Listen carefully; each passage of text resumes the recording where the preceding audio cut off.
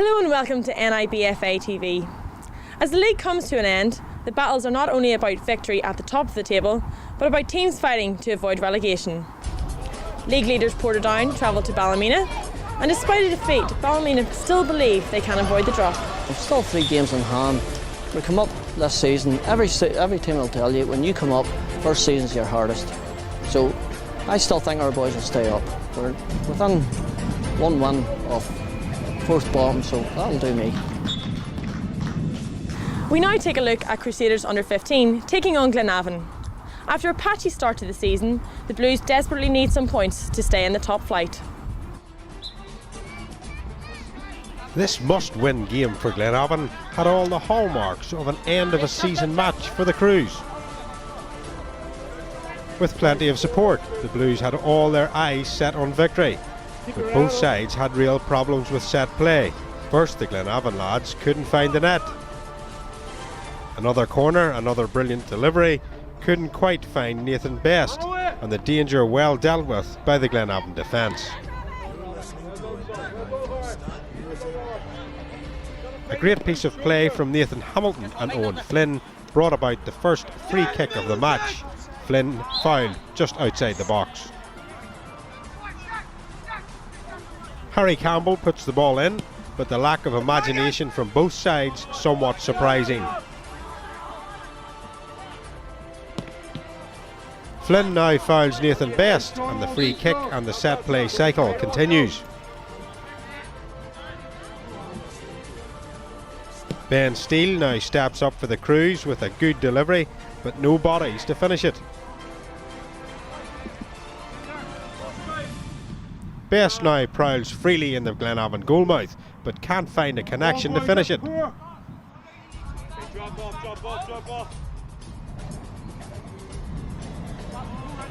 Steele and Best continue to cause havoc, Steele delivering a beautiful cross and Best heading it just over the bar. Glenavon's set plays were equally frustrating. Both managers must have been wondering what more could be done to find the net. Tom Weir had a great shot on goal, but found the woodwork. Good effort, Tom. One lucky son.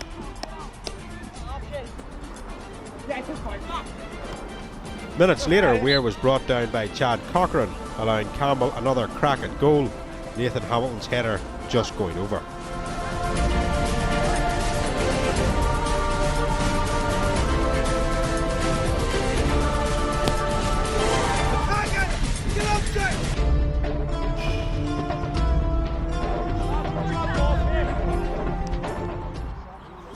Both managers must have had quite the team talk at half-time as things turned around.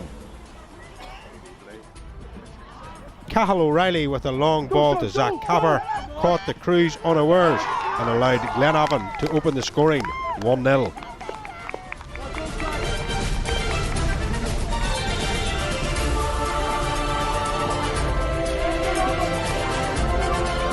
Quite literally, celebrations were still going when Brandon Breen repaid the long ball to Adam Doyle, slotting it past the Blues keeper to level the score.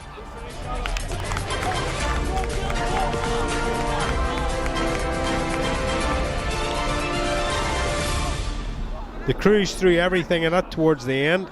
Ben Steele with a great free kick and Jamie Davison forcing a great save. Final score, 1-1. I'm disappointed probably with the first 15-20 minutes of the first half. I felt our boys started the game very slowly. We didn't get into any rhythm in the game. Our passing was poor and I thought we looked a wee bit lethargic. Having said that, the last 15 minutes of the first half I thought we came into it more. We started to play a wee bit of football, and I think the last 10 or 15 minutes we had a couple of half chances. But the second half, much improved performance. We got out early doors second half, we passed the ball well, we showed a lot more commitment, a lot more energy in our game. We closed down quicker, we passed the ball quicker, and we were rewarded with a good goal.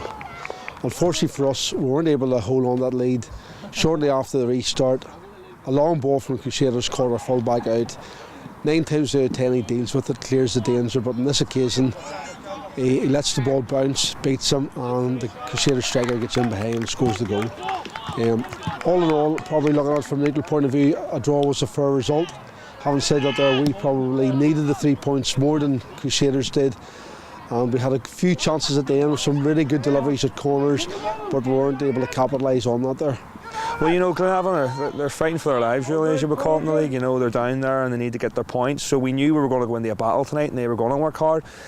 In terms of ability-wise, you know, we do have a lot of ability in the team, and sometimes the work rate, maybe, well, today, for example, they did put us under pressure. Maybe we didn't stand up as much as Glenavon, but you know, they were fighting for their points. You know, it's hard for our guys sometimes, maybe at this stage of the season, whenever we're maybe winding down. Glenavon have a lot to play for in their survival, so we did know they were going to come at us and work hard, and maybe on another time, you know, we would have stood up and fought that, which we were disappointed in our own work ethic in the game. Now for the main match, where third place Crusaders under-17s take on fifth place Glentoran. Mathematically, Crusaders could still win the league, but it is Cliftonville's for the losing with a few games in hand.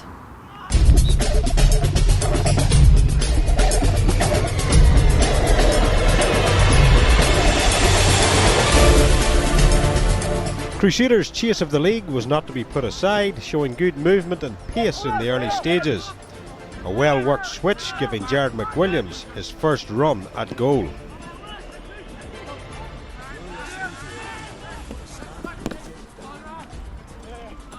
McWilliams again involved in getting the better of Chris Gaw, laying it out to Wesley Patterson, who has the first real go at the keeper.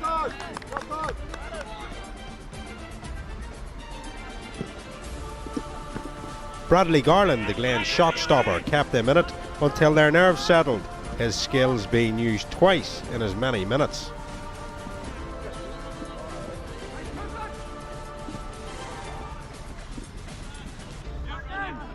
A moment of carelessness from the Crews defence allowed Brent Ritchie his first attempt on the Crews goal. Jared McWilliams was left unmarked on the wing, and he managed to squeeze off a great cross, just skimming the head of Declan McClements.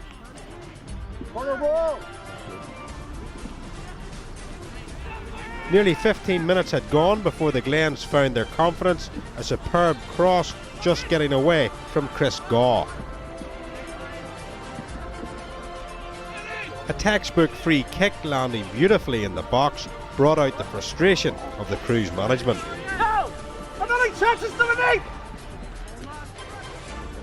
The Glens again on the far wing, crossing a long ball to Chris Gaw, who blasts it at Ben McCauley. McWilliams tracks back to clear. The Glens now started to take the game to the Crews. Gaw again, this time setting up Brent Ritchie, who is denied by a resolute defence. Patterson had to leave the field briefly after this nasty incident, but was recovered enough for the second half. Rain moved in and seemed to dampen the Crews' pace, the Glens now making substantial midfield advances. Joe Mulholland just missed out, Jake McCulloch picking up a loose ball, just being denied by Ben McCauley.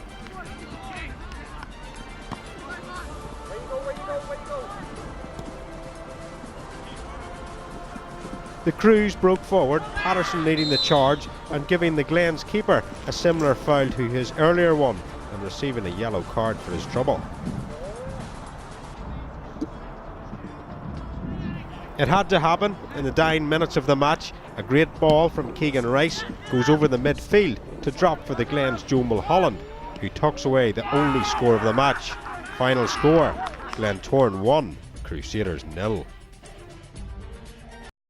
Just an end of season match, but we had a wee bit more to play for, and very disappointed because we have two finals to look forward to, and I'm sure the boys are disappointed as well. I'm sure when they win the night they'll be very, very disappointed in themselves.